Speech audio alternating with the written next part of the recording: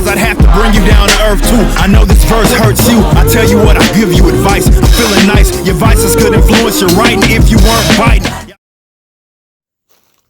I have a saying on this channel, and that is that calling people hypocrites does not change their behavior. Therefore, I generally call people hypocrites, but don't expect their behavior to change. But I have also rarely come across such tremendously 2-ton heavy hypocrisy as when Bryan Alvarez went on his radio show and talked about Sol Ruca versus Tiffany Stratton. His breakdown of this match is absolutely embarrassing. So what we're going to do here is we're going to listen to him talk about Tiffany Stratton and Sol Ruca and their gymnastics match on NXT, which aired, I believe it was April the 4th, if I remember correctly. And then we're going to listen to him talk about Kenny Omega versus El Hijo del Vikingo, which happened in March, literally 2 weeks prior. So this is what he has to say about Sol Ruca versus Tiffany Stratton. I was a gymnast and a wrestler. And when I see gymnastics in a wrestling match, it doesn't impress me at all. But when I see good wrestling, it does impress me. So I don't know what it is, but there was a ran up back handspring, there was an aerial, there was a moonsault. I was like, okay, I tune in for wrestling. It's nothing against them because this is what they're told to do, and it is their background. But I don't know what it is, but they always talk about, oh man, we got all these great athletes. This person was great at volleyball. This person was great at football. This person was a great gymnast. This person was a fitness competitor. And to me, it's always like, I don't give a shit. Can they wrestle or not? If I fucking wanted to watch gymnastics, I would not watch pro wrestling. I would go watch gymnastics. Wait a minute. There's just so much to discuss. Let's break this down into smaller bits. The idea that somebody being a great athlete and their athletic background playing into their pro wrestling, this has been going on for 40 years. Okay, Jim Ross has literally told you what college team everybody that has ever wrestled on the WWF roster, where they played football, where they played basketball, whether they played hopscotch. Jim Ross knew about it and was screeching about it online. Mike Tenay, all through TNA and WCW, whatever background information you needed to know about a wrestler, they would bring that to the table. If the guy was a power lifter, if he was a bodybuilder for somebody, if he played in the NFL, they told you this. Nobody has ever had a problem with that until right now when discussing NXT. It wasn't a problem. 30 years of listening to this. Not a problem until right this moment when we're talking about these two young ladies in NXT. Oh my goodness. And then, I already called him a hypocrite, right? We already know that's what, if you clicked on the video, you already knew he was a hypocrite. But to say if you wanted to watch gymnastics, you just watch gymnastics. Oh my God. Let's let him continue his thought. Finish your thought, Alvarez.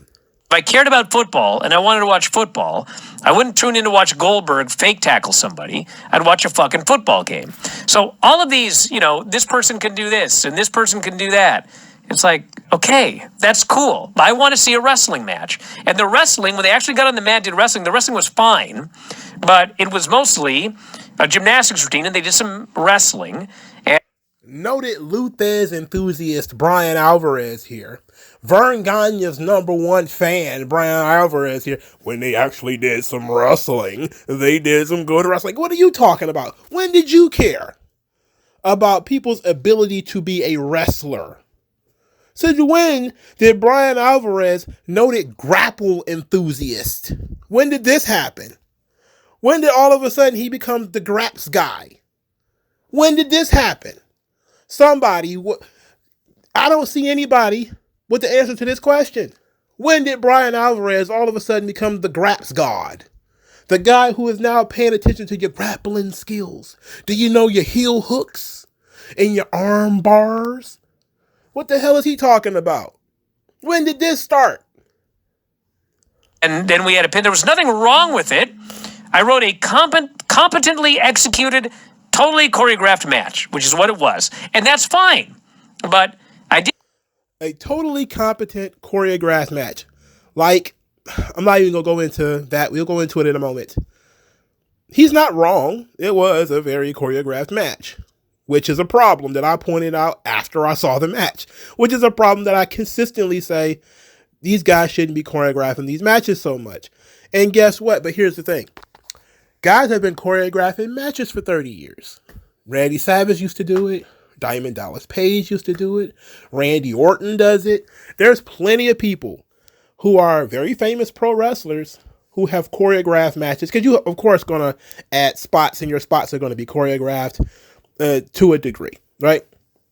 But as far as, spot for spot, that kind of stuff was really kind of integrated by Randy Savage. And so I'm really interested in how Bryan Alvarez will look at Savage versus Steamboat, knowing that the match was entirely choreographed. Wonder what his response would be. It's a WWF match, and it didn't happen in Japan, so I'm pretty sure we know that it's going to be a slant in a certain way. But I'm really interested. Let's finish this thought, then we're going to move on to something else. Because I am definitely surprised at this. I did get irritated because I had these people telling me that it was great. These guys are listen, they're very talented. They're probably better than they should be at this stage, but that's still what this was. It was a competently executed, totally choreographed match. And I hope that they both improve dramatically at professional wrestling and go to the main roster and someday headline WrestleMania. Oh, thank you. Oh, well, at least you ended it positively.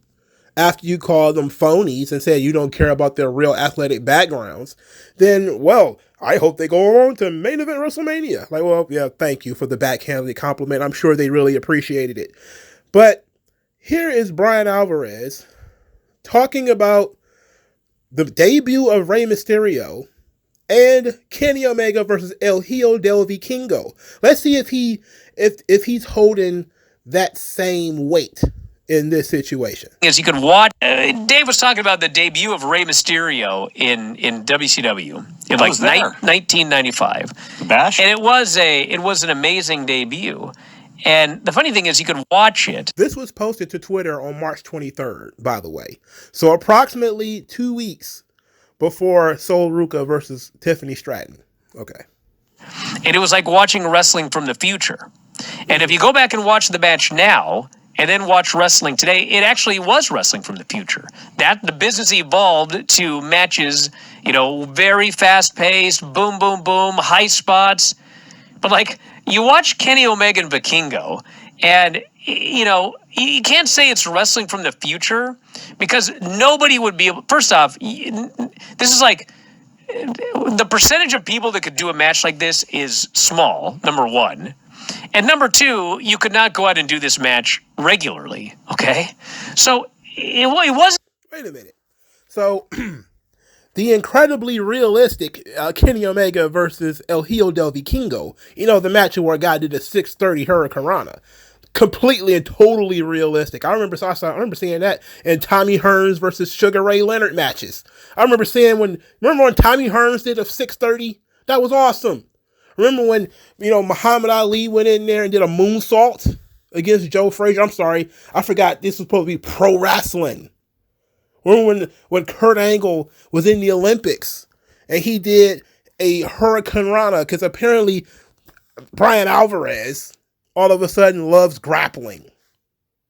Except when he does it. He loves it and then he does it. 2 weeks ago, it was wrestling from the future. It was amazing. Then two girls do something that's either lightly similar. It wasn't even as exaggerated as Vikingo or Commander or anybody else that he's been slobbering all over for the last couple of weeks. Tiffany Stratton and Sol Ruca, their match was very similar to Rob Van Dam and Jerry Lynn. There were some elements of wrestling in there, but there was also some of that mirroring stuff that people do. That guys did, like Ricochet and Will Ospreay have done the same thing, that people said, like, okay, we don't need to do all this stuff. They did a match that usually would get criticized from people like me and people like, folks who say we shouldn't have all these flippity doodads. The thing about this that really blew my mind is the guy who has been for years and years and years pushing this kind of stuff is now the one saying, it's completely and totally choreographed. I care about wrestling. I don't care about these gymnastics. I don't care about wrestling. Oh, God, why your wrist locks ain't tight enough? What are you talking about? Even like watching, it was like watching wrestling on another planet. It's like if there was wrestling on the moon. It's Saiyan wrestling. It's Super Saiyan wrestling. That's what it is. It's guys flying in the air, doing all kinds of crazy stuff. Why wouldn't you be impressed by that? It's the Tenkaichi Budokai. That's what the hell's going on above your head. You got to be impressed by Vikingo and Kenny Omega. But, two rookie girls, both of them have barely been in the business 2 years. Well, I hope they get better.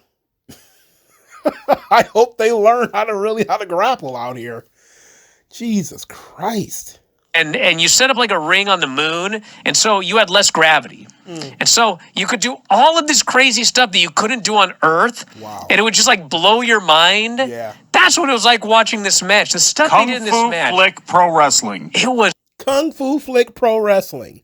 Power Ranger Fight Scene Pro Wrestling. The same kind of stuff that, when everybody says they hate the Young Bucks, they not really a big fan of Phoenix.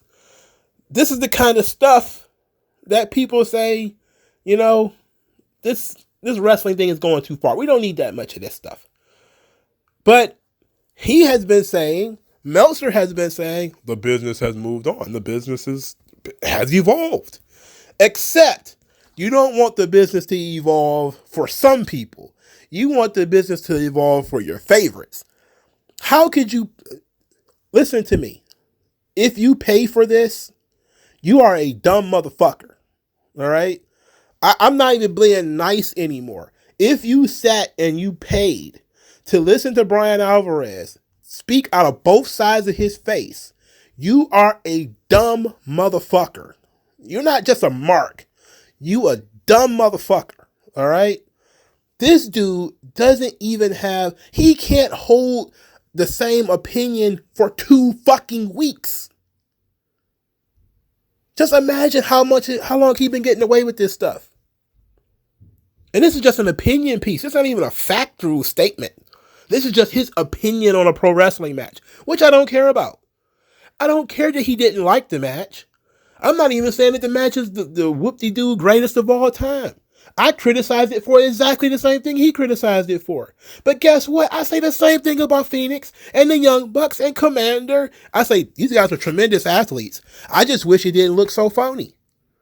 I just wish that you didn't have to stand there and look up as fucking he does his 630 Hurricane Rana. That you didn't have to stand still and wait for Commander to run across the ropes and jump. Which, if you could do that in a way that makes it look natural, it would be tremendous. It's like you could have a choreographed match and it looks completely and totally fluid and realistic, just like, a fight scene in a movie. Some fight scenes in movies looks completely fake. Some fight scenes in movies look real. Sometimes the fight scene is so tremendous you don't even care that it's fake. Like, you watch some of these Tony Jaa movies, like The Protector or something like that, where it's clearly fight scenes that are choreographed. But it's fun. You watch it. It looks hard hitting. It still has some of that kung fu feel to it. You don't care that it's not real. Because it's a kung fu movie. Sometimes, and I get that way when I watch Lucha Libre sometimes. I don't care that it's, these guys are standing still, and I have my moods where that's okay. But I don't hold that opinion as,